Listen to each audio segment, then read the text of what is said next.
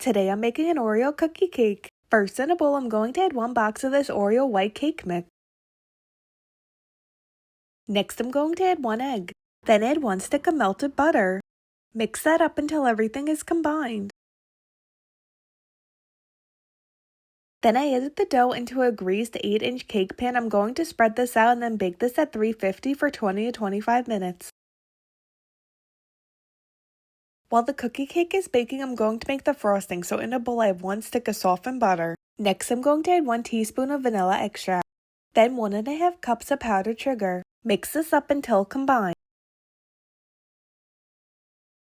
Next add 2 tablespoons of heavy cream.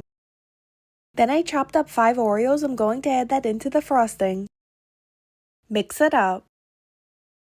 Once the cookie cake was done and cooled, I took it out of the pan and added it to a tray, and then I put the Oreo icing into a piping bag with a star tip, and I'm just going to pipe a border around the cookie cake. Lastly, I cut the cookie cake into pieces, and here's an up-close look of a slice.